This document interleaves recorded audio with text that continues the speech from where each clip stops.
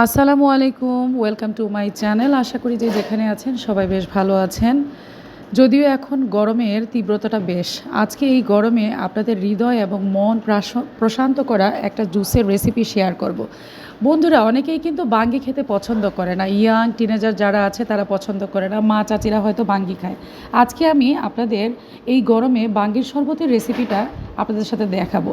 তা আমি একটা দোআঁশা বাঙ্গি অ্যাজ লাইক হচ্ছে, এটাকে আমরা বাইলা বাঙ্গি বলি, অনেকেই শক্ত বাঙ্গি বলে অনেকে। তো আমার বাঙ্গিটা হচ্ছে মিডিয়াম পর্যায়ে। তো বাঙ্গি আর হচ্ছে একটু লেবু কেটে নিয়েছিলাম। আর কি আমি প্রয়োজনীয় উপকরণ নিব সেটাই আপনাদের সাথে শেয়ার করব। এই যে লেবু কেটে নিয়েছি আর বাঙ্গিটা কেটে নিয়েছি। তো বাঙ্গির শরবত কিন্তু শরীর এবং স্বাস্থ্যের জন্য, হেলথের জন্য খুব ভালো।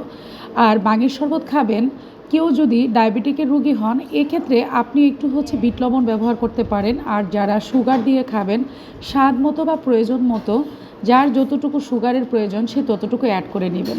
বাঙ্গির শরবতের ফ্লেভারটা বাড়ানোর জন্য আমি হচ্ছে 2 চামচের মতো আইসক্রিম নিলাম। আর অবশ্যই আপনাদেরকে দুধ গরম করে ঠান্ডা করে তারপরে বাঙ্গির মধ্যে ব্লেন্ডারের মধ্যে দিয়ে তারপরে ব্লেন্ড করে নিতে হবে। তো আমি 2 চামচের মতো আইসক্রিম দিলাম।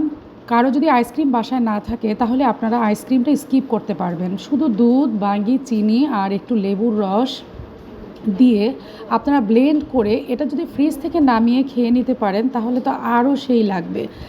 আবার অনেকে ঠান্ডার প্রবলেম থাকে, তারা হচ্ছে নর্মালি খেয়ে নিতে পারেন। বাঙ্গির শরবতটা আসলে অনেক মজা, অনেক টেস্টি। তো এখন হচ্ছে আমার ব্লেন্ডারে ব্লেন্ড করার সময়। আমি এখন বাঙ্গিটা সুন্দর করে ব্লেন্ডারে জগে ব্লেন্ড করে নিচ্ছি। আর এই যে ব্লেন্ড করার পরে দেখেন আমার বাঙ্গির গ্লাসে আমি খুব সুন্দর করে 3টা লেবুর পিস দিয়ে ডেকোরেশন করে নিয়েছি বাঙ্গির শরবত। এটা নর্মালিও খেতে যেমন বেশ ভালো লাগবে, আবার ঠান্ডা করে ফ্রিজে রেখে খেলেও ভালো লাগবে। এভাবে বাঙ্গির শরবত বাসায় ট্রাই করে দেখবেন। আশা করি আপনাদের খেতে ভালো লাগবে এবং মন হৃদয় প্রশান্ত করে দেবে। আল্লাহ হাফেজ, সবাই ভালো।